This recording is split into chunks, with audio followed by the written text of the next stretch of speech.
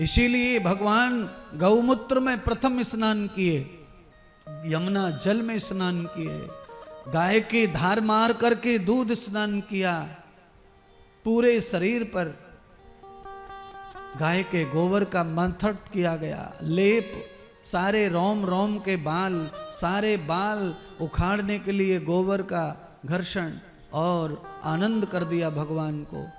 पवित्र कहते हैं, गाय के गोबर से स्नान कर पवित्र कर वस्त्र पहनाए, पीतांबर पहनाया, पैर में हाथ में बाजू बंद नजर बंद बांधे, कमर पर कौंदनी बांधी और लाला को पहली बार गाय के आंचल से ताजा ताजा दूध पिलवाया।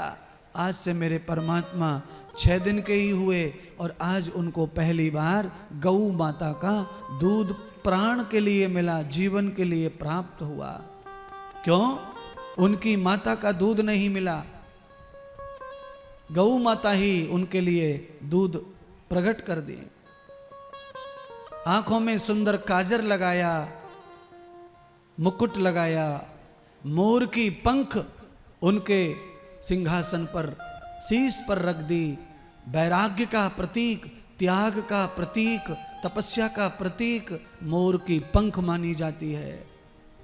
और मोर की पंख प्रखर होती है, उसमें बहुत तेज होता है, अग्नि होती है। मोर की पंख से विवेक काम ज्यादा करता है।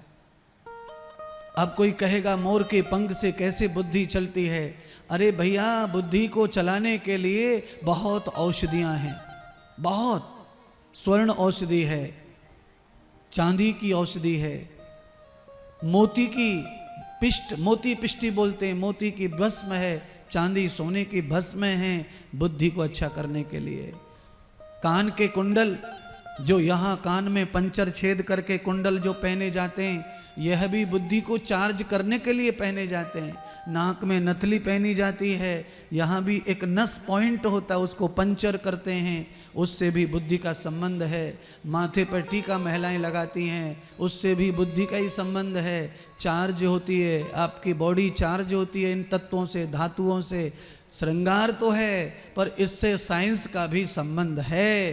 केवल सनातन में कोई भी चीज अंधविश्वास को लेके नहीं, उसका साइंस है। भले ही वो अंधविश्वास में कन्वर्ट हो गई होगी, पर उसका साइंस था।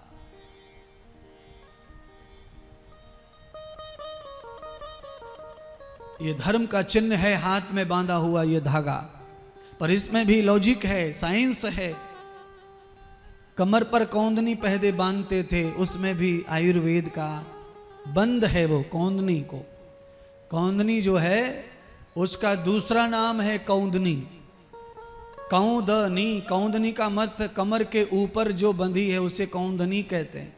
कमर अधनी, कमरधनी, तो कमरधनी का नाम ही कौंदनी है, पर उसका असली नाम कमर मर्दनी ही है, पर उसका असली नाम है बंध।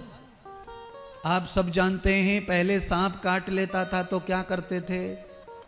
शरीर में जहर ना फैले उसके लिए जगह जगह पर बंद लगाते थे, सूतली से बांध देते थे। सूतली से बांधने का सीधा अर्थ है खून की चाल इधर से उधर ना जाएगी तो जहर भी नहीं जाएगा। बाद में कुछ ज्ञानी लोग ब्लेड मारकर खून को वापस बाहर निकाल देते, कुछ लोग लाल मिर्ची रगड़ देते, कुछ सरसों का तेल लगा देते, वह भी साइंटिफिक है और वो भी जहर मारने में लाभदायक है।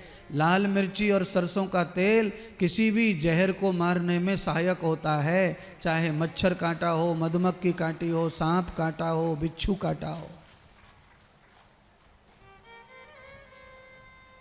सहायता मिलती है। सरसों के तेल को कड़वा तेल भी कहा जाता था। लाल मिर्ची कड़वे तेल में मिला के रगड़ने से आपको सहायता मिलती है, जहर को जहर मारता है। ये नहीं कहूंगा कि आप ये करो, पर हाँ ये होते आ रहा है और इससे लाभ भी मिलता है, पर पूरी तरह इससे लाभ नहीं मिलता। ये सहायक है, आपको डॉक्टर की मेडिसिन लेनी चाहिए। पर इमरजेंसी में ऐसा करते हुए हॉस्पिटल तक जाते रहो, करते रहो। रास्ते में और तो कुछ कर नहीं सकते, जो कुछ मिले उपाय वो करते रहना चाहिए, लाभ मिले करते रहना चाहिए।